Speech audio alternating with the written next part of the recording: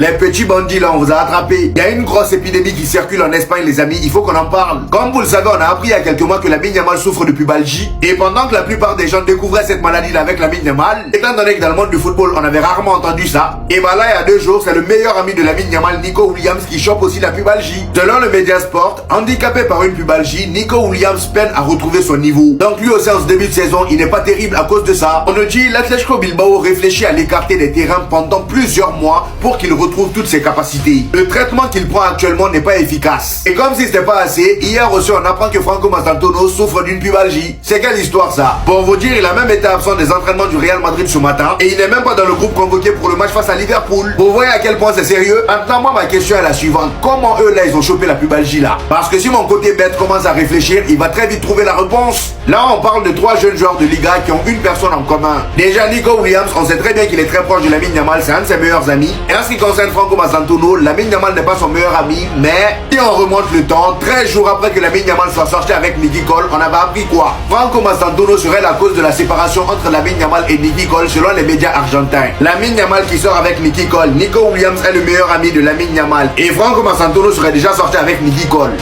Vous voyez où je veux en venir. Je vous ai dit, si mon côté bête commence à réfléchir, il va vite trouver la réponse. Après, pour être un peu plus raisonnable, étant donné que c'est des jeunes joueurs, le fait d'accumuler les matchs, les surcharges musculaires, et tout ça là qui provoque la pubalgie. Je vous vois venir, hein. C'est pas de la faute des Barcelonais, hein. Je vous vois venir. Et si vous pensez que c'est la FIFA qui vote pour ce 11 aussi, vous vous trompez. Voici l'équipe de l'année par la FIFA Pro, et ceux qui font les votes, ce sont les joueurs du monde entier eux-mêmes. C'est-à-dire qu'un assemblée de footballeurs et de footballeuses du monde entier vote pour leur père. Pas de journalistes, pas d'entraîneurs. Et ça confirme bien que dans le football actuel aussi, même les joueurs sont des footix. Voilà, c'est dit. Même les joueurs sont des footix. Dans ce 11, je vais vous dire tout ce qui ne va pas. Bellingham, Palmer, Van Dijk. Voilà la folie. Sinon, le reste du 11, c'est acceptable. C'est même plausible. Pas de Rafinha, pas de Pacho. Et après, je vous laisse le soin de choisir quelqu'un d'autre que Cole Palmer. Comment la Coupe du Monde des clubs a pu lui donner autant de buzz? Sa saison avec Chelsea individuellement, elle est même pas aussi réussite que celle d'avant. Franchement, ce 11, il m'énerve. Et quand tu sais que c'est les joueurs et les joueuses du monde entier, en général, vas-y, 25 000 qui votent, tu te rends compte que c'est juste une histoire de concours de popularité. C'était Serginho do Brasil et dites-moi ce que vous pensez de ce 11 de fou, frère. Bao. Les gars, je vous le dis de manière officielle. Franchement, parfois, ça doit être très difficile d'être footballeur. Vous êtes là, vous faites une saison incroyable, vous raflez tout ce qui est raflable, vous affrontez les meilleures équipes, et au final, les seuls qu'on va retenir, c'est les joueurs qui sont le plus bankable, les joueurs qui sont les plus marketés auprès de la presse pour finir dans le 11 du FIFA World 11. Encore une fois, je le dis, je le martèle, c'est mon discours de ces 2-3 derniers jours. On doit sortir du clubisme et être le plus lucide et le plus objectif possible. Lorsque vous voyez cette équipe avec cette composition désastreuse, est-ce que sincèrement, vous vous dites que Virgil van Dijk, l'année dernière, ça a été le meilleur défenseur central? Est-ce que vous trouvez que Virgil van Dijk a été le meilleur défenseur, je dirais même, de Première Ligue? Osez me dire qu'il a fait une meilleure saison que Saliba, que Gabriel. Osez me le dire. Et ensuite, quand vous m'aurez répondu à ces questions-là, on pourra viser plus haut en se disant est-ce qu'il a fait une meilleure saison que Marquinhos ou Pacho? Et la réponse pour ces 4 défenseurs, c'est non. D'accord? Et je vais même aller plus loin. Il n'a même pas fait une meilleure saison que Koubarsi. Mais ça, c'est un autre sujet. On passe au milieu de terrain.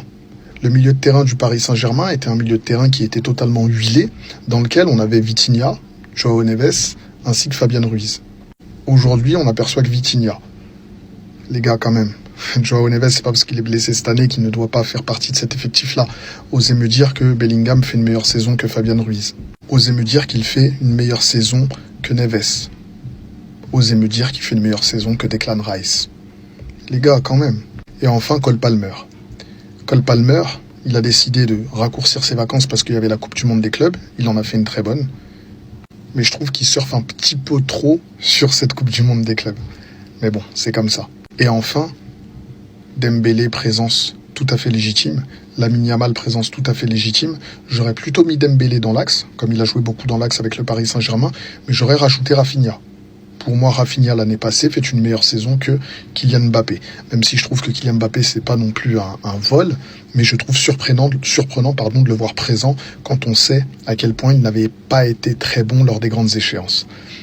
Mais bon, c'est toujours la force du marketing et je comprends parfois des joueurs comme Erling Haaland, comme Kane qui veulent aller au Real Madrid ou au Barça parce qu'on a l'impression que dans le football, aujourd'hui il y a le Paris Saint-Germain, mais quand on voit les défenseurs qui ne sont pas nommés, on a l'impression que parfois dans le football, si vous n'êtes pas dans les bons clubs, vous n'allez pas avoir les bonnes considérations vis-à-vis du public. Et ça, je trouve c'est un peu dommage.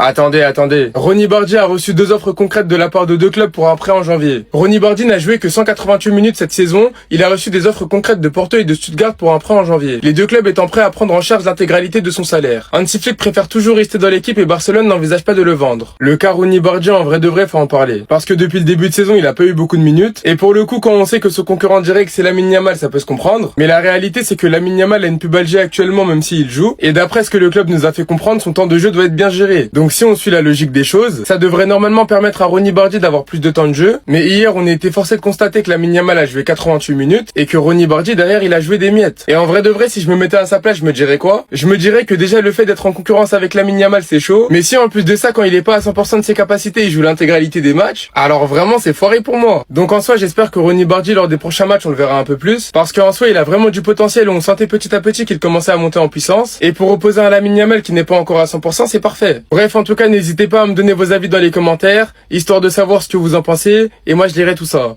Moi, je vais dire les termes, vous allez vous fâcher, c'est pas grave.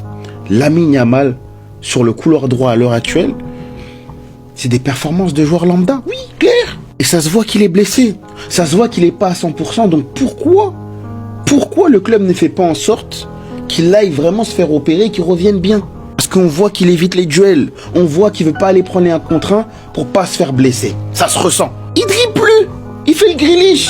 Moi, le match qu'il a fait contre le Real, il m'a trop énervé. Jusqu'à aujourd'hui, j'ai pas digéré. Et quand je dis que ce que Rashford y fait, c'est mieux que Lamine Yamal, vous vous fâchez. Alors que, finalement, quand tu regardes bien, c'est le joueur le plus décisif, c'est le joueur le plus percutant du Barça, et c'est ce qu'on demande à un attaquant. Tu joues sur le couloir. Ce qu'il faut faire, c'est fatiguer la défense en face de toi. Hier, vous étiez énervé quand j'ai dit ça. Au final, si Rashford, il est bon statistiquement, c'est pas si tente. Dans un match, il peut rater 5-6 duels. Mais le 7e, il va marquer. Et c'est ce qu'on retient. Un défenseur adverse aussi, c'est dur pour lui de défendre. Hein. Donc, Rashford, il fatigue, il t'a à l'usure. Et après, il marque. Et c'est ça qui est bien. Là où Lamine, hier, c'est parce qu'il avait un peu d'espace qu'il a pu tirer. Mais dans les endroits restreints, il fait plus les différences comme avant. Et ça m'inquiète. Ça m'inquiète. Donc bon, Lamine, va à l'hôpital. Il y a un joueur du Barça qui n'aime pas Marcus Rashford. C'est même devenu son ennemi. Écoute bien, je t'explique tout ça. Clairement, Rashford, il est en train de relancer sa carrière au Barça. Voilà, ça se passe plutôt bien pour lui et donc forcément, tout le monde est content. À Barcelone, Hansi Flick, il est très heureux de l'avoir dans son équipe. Les dirigeants sont contents, les fans sont contents. Mais dans le vestiaire barcelonais, il y a un homme, un joueur qui n'est pas satisfait de voir l'Anglais performer à ce niveau.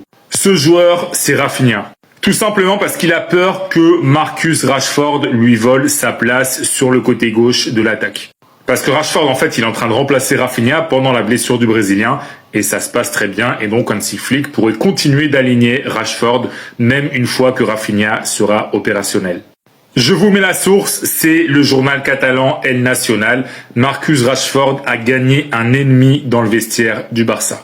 Parce que Rafinha, il est pas content du tout d'avoir une telle concurrence dans l'effectif. Il estime qu'après la saison superbe qu'il a fait l'an dernier, eh bien, qu'il devrait être titulaire indiscutable et qu'on ne devrait même pas parler de Marcus Rashford ou de qui que ce soit d'autre. Donc on peut dire que Rafinha, il observe les bonnes prestations de Rashford d'un très mauvais œil. Donc ça va quand même être intéressant de voir, une fois que Rafinha sera revenu et si Rashford continue d'être performant, quel choix va faire Hansi Flick. Et justement, si toi t'es fan du Barça, dis-moi dans les commentaires, est-ce que tu penses que Rashford doit continuer d'être titulaire une fois que Rafinha sera revenu?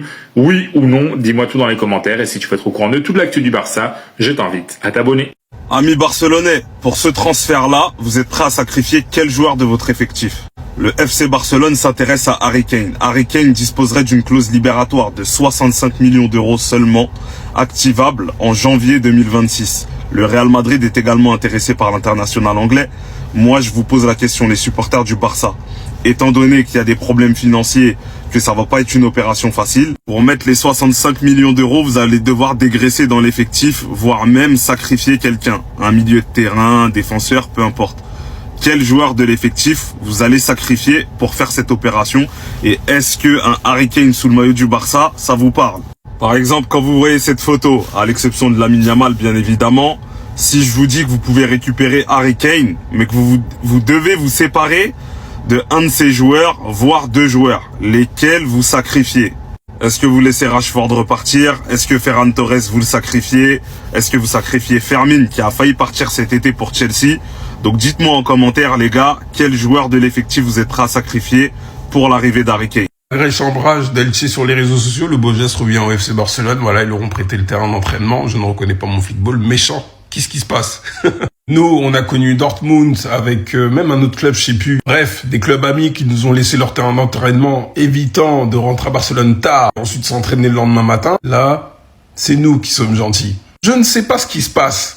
Le club est bizarre. Le flickball, je le reconnais pas. Depuis quand on est gentil avec les clubs de Liga? On les tartait l'année dernière. Après, Elche était en D2, je crois, l'année dernière. D'autant plus que j'ai découvert quelque chose. L'entraîneur d'Elche qui fait du bon boulot, parce qu'ils ont été invaincus pendant un certain moment, et nul autre que l'ancien assistant de Quique Sétienne. On va passer tout ça. J'ai pas envie d'en parler. On est encore traumatisé, je pense. Pour laquelle l'un des membres du staff était très câlino avec lui. Bon, maintenant après, est-ce qu'il a un passif avec le Barça en dehors de son rôle d'assistant à Quique Sétienne? Bon, je sais pas. En tout cas, l'image était belle. Félicitations quand même à lui parce qu'encore une fois, il fait du bon boulot avec eux. Enchaîné, je crois que c'était l'une des dernières équipes à pas avoir perdu en Liga. Voilà. Bon courage à vous, Elche. Même si vous nous avez même si vous nous avez taquiné. En fait, on peut même pas appeler ça du journalisme. En fait, à ce niveau-là, c'est des charlatans, c'est plus des journalistes. Regardez ce qu'a publié le journal Marca, le journal pro Real Madrid. Il a dit, position de hors-jeu de Fermin, l'action s'est terminée par un but. Normalement, un journaliste honnête, il aurait précisé que le but a été refusé. Mais lui, non, il préfère juste dire qu'il y a eu but à la suite. Donc, quelqu'un qui n'a pas regardé le match, comme la plupart des personnes aujourd'hui qui regardent que le score, eh ben, ils vont se dire, ok, le Barça a marqué un but hors-jeu. Ils ont tellement attendu ce match-là pour faire mentir Lamine Yamal par rapport à ses propos avant le Classico. Et comme il y avait rien à se mettre sous la dent au niveau arbitrage, comme souvent avec le Barça, n'en déplaise aux amateurs de l'affaire Negreira. Du coup, ils sont obligés de faire ce genre d'article rempli de vices et de sous-entendus. Et dites-vous, il n'y a pas que Marca, il y en a plein d'autres. On a aussi El Chiringuito qui ont décidé ce matin de nous reparler d'Iñaki Peña. On sait pas pourquoi. En tout cas, ils nous disent, le gardien de but prêté à Elche cette saison a affronté le Barça, entre parenthèses, l'équipe dont il est la propriété hier. Dites-moi juste à quoi ça sert de préciser qu'il est la propriété du Barça et en plus de mettre ça entre parenthèses. Pourquoi les parenthèses? C'est quoi? Qu'est-ce que vous voulez dire par là? Qu'il aurait laissé passer des buts? C'est quoi? Bah, dites-nous, soyez clairs. Sans oublier que ce genre de médias, ils ratent pas une occasion de montrer que c'est Iñaki Peña au goal. Même là, ils nous disent que Rashford se relève tranquillement après le coup qu'il a eu avec le défenseur. Et bah, il y a Iñaki Peña en gros plan. Et j'ose même pas imaginer les articles qui seraient sortis si c'était nous qui avions eu un penalty offert à la 15e minute.